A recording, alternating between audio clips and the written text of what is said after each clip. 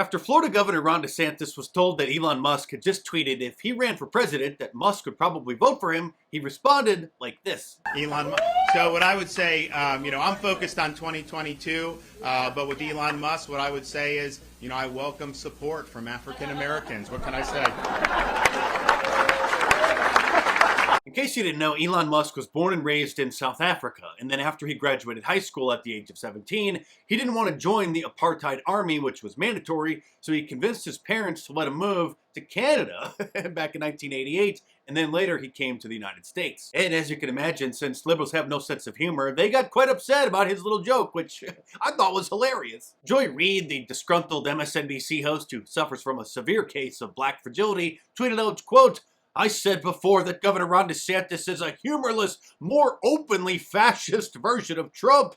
Here he is displaying the former quality, in that for him, humor means mocking black Americans with his own idiotic and offensive version of replacement theory. Black Floridians, take note." MSNBC contributor Ellie Mystical tweeted out, "F all these people." He's the one who thinks that the Constitution is, well, I'll let him explain. Okay, so are you arguing for throwing out the Constitution? Should the Constitution be thrown out? What do we do? Is it a living document?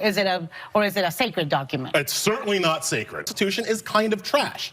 Now, let's just talk as adults for a second. What did you say? It's what? It's kind of trash. Trash. It was written by slavers and colonists and white people who were willing to make deals with slavers and colonists. They didn't ask anybody who looked like me what they thought about the Constitution. You look like a 300-pound Q-tip, actually, but of course the Marxists want the Constitution thrown out because they don't believe in any of our rights.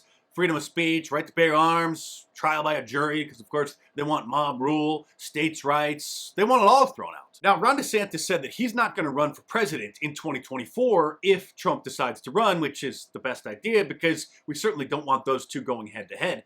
But we still may not know Trump's plans until next summer, a year from now, when he finally makes his announcement about his decision. Speaking of jokes, however, little Brian Stelter's ratings continue to crash and have hit a 3-year low. Only 583,000 people tuned into his show last week, 73,000 of which were in the demo, the key demographic that the advertisers care about. You know, the old news veteran Ted Koppel did predict this after all. You can't do without Donald Trump.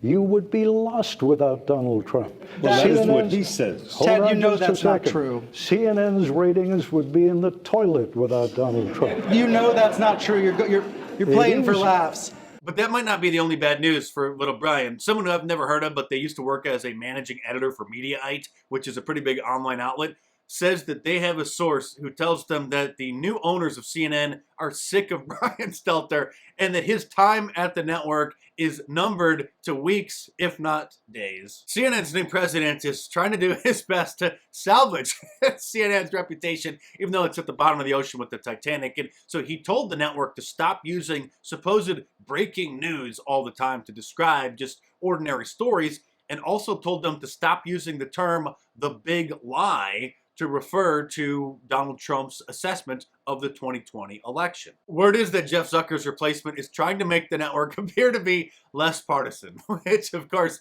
is impossible, but you have fun trying. And so this might mean that little Brian Stelter is gonna have to publish his newsletter over on Substack, where he belongs. If he does get fired, we're gonna have to convince him to become a YouTuber because, as you know, he's a meme machine and the news business just won't be the same without him. Did you hear about the artificial intelligence image generator, DALL-E, run by the OpenAI system that creates a series of images based off of the text that you type into it? Somebody sent me one of Brian Stelter doing yoga. Here's Brian Stelter eating donuts.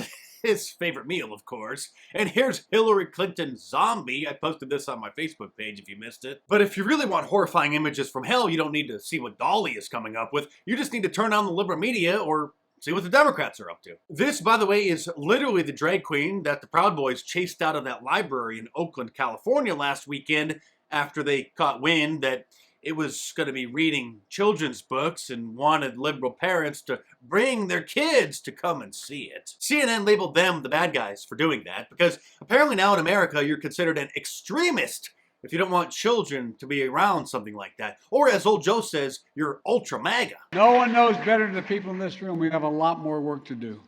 A lot more work to do. I don't have to tell you about the ultra MAGA agenda attacking families and our freedoms. 300 discriminatory bills introduced in states across this country. In Florida, going after Mickey Mouse, for God's sake. No, Joe, normal people are protecting families from the Marxists now using Mickey Mouse to try to indoctrinate young children into becoming drag queens. But thanks for coining the term ultra MAGA, because we love it. It's bizarre because when it comes to calling out Republicans, you've got these kind of, I don't know, cutesy names being used by Democrats. You know, apparently Democratic polling groups and focus groups spent months coming up with ultra MAGA, which Joe Biden started using, but immediately the Republican Party just borrowed and started selling merch.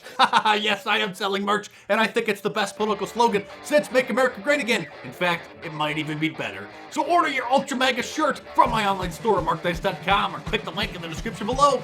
And like all of my designs, it's available on a t-shirt, long sleeve, and a hoodie, and a whole bunch of different colors as well. So head on over to markdice.com or click the link in the description below and check it out. I will tell you is the president's phrase, and the president it's made those comments himself just last week, as you know. The ultra MAGA plan. Let's go, Brandon. I agree.